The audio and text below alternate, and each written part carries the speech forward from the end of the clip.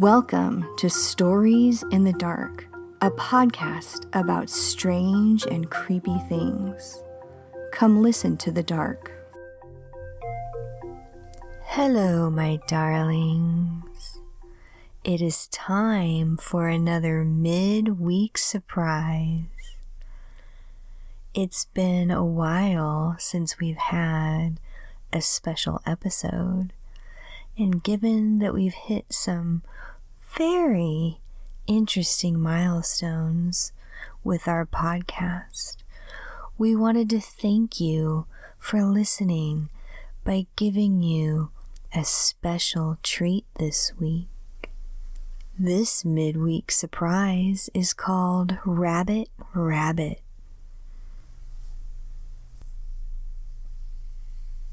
And so, dear listeners, I have to give you a content warning for this story, because as always, we talk about things that are a little on the dark side. And this week, when you find out what Rabbit makes her do, you might be a little disturbed. So be careful, listener. Be careful when you're listening to disturbing things, or else you might become a disturbing thing too. My family has this tradition. Every month, on the first day of the month, the first one up yells "Rabbit, Rabbit," and then they are the boss of the family for the next 28 to 31 days. I am obsessed with Rabbit, Rabbit. Every month I try so hard to wake up first. My sister says I'm too little to win, that little girls can't be the boss of the family. But she's wrong. I want to win so bad, it's inevitable that I will. Except I can't ever wake up early. I set my alarm every month, and every month I sleep through it. I sleep so late, I only wake up when my mom pops into my room and yells, "Rabbit, Rabbit," every month. It's not just the first day of the month, though. I always wake up late, groggy, sore from sleeping in. My legs hurt. Everything hurts when I wake up. I'm convinced that if I can do this, if I can win a game of Rabbit, Rabbit, I can beat this forever. I won't be the last one up. My mom and sister teasing me, my dad tugging on my braid and laughing. I hate it when they laugh at me. No one knows where it started or where it came from, but my mom wins every month. Dad laughs and chucks her under her chin.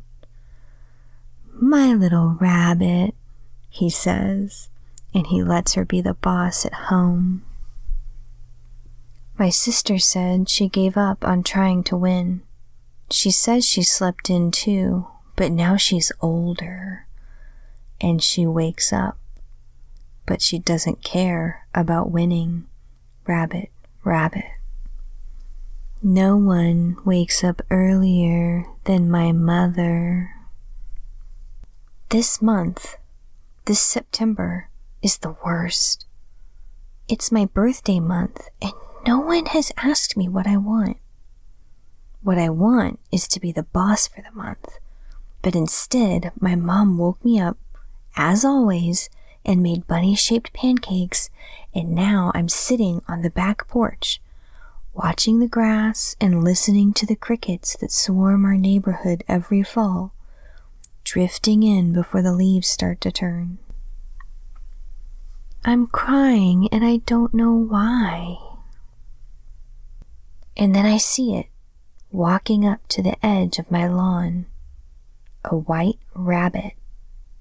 It sniffs around and then it stands, watching me, nose twitching.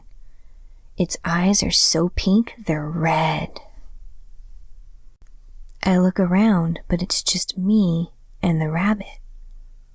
The rabbit tilts its head, whiskers glinting in the September sun, and then one of its paws twitches. I think it's waving at me. I look around again. I know something is off. I know it isn't normal. But I also know I'm going to follow the rabbit. And so I get up, brush off my dress, and march across the lawn to where the rabbit waits for me. Up close, I can see that the rabbit looks more clever than most. He reaches up and holds my hand, and somehow he's bigger now. He's as tall as I am, and his eyes aren't pink at all. They're red all around. We walk like that. We walk down the hill and to the creek that runs through the trees behind my house, and we hold hands and he tells me things, my new friend, my rabbit. All day we play. I get home at dark and my mother fusses over me, over my skinned knees and torn dress, but I'm happy. I don't mind. I'm not crying anymore. My dad gives me a strange look, but I eat my dinner. I'm ravenous and I eat it all up. He brings me hot chocolate that night, the treat he always gives me before bed. And I don't want to drink it, but I do. I want to make him happy, so I drink it all, even though I don't really like it anymore. The next morning I wake up, groggy and sore as always. But it's earlier than normal, and I kiss my mom and run out the back door with toast in my hand and crumbs on my face. He's waiting for me again, just like he said he would be, standing at the edge of my lawn. He says he can't come any closer. We play by the creek again, and he tells me stories. Stories about wolves and rabbits. Rabbits have claws, you know. Come play with me. Claws and teeth. Play with me. My mother worries about the scratches on my neck. It's funny, the things mothers don't worry about. I play with him every day now. Every day he looks a little wilder, a little like he wants to bite me with his big teeth. But he's my rabbit. I tell my dad I don't want the hot chocolate anymore. I don't like it. I don't like how sleepy I am in the mornings. Rabbit told me I don't have to drink it if I don't want to, so I don't. At first, my dad says nothing, but after a few days, his eyes get tight when he looks at me, and I notice his teeth a little yellow. He comes to my room on my birthday, the last night in September, and he tells me if I love him, I'll drink the hot chocolate like we used to. I'm his little bunny, he says. His little bunny. Rabbit whispers in my ear now, even when I can't see him. Hot breath on my neck. Everything's so sore when I wake up.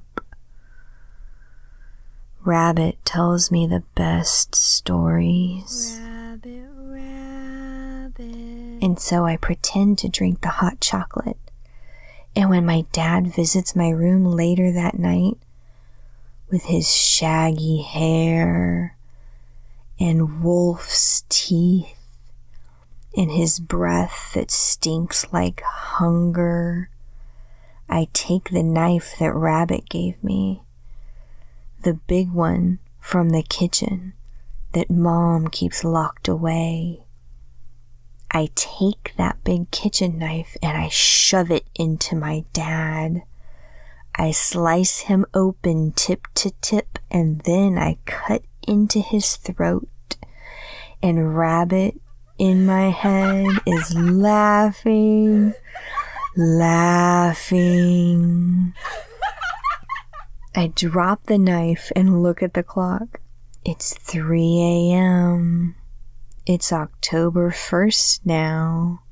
So I run to my mom's room and I open the door and I stand there covered in my father's blood and I scream, "Rabbit, Rabbit," at the top of my lungs.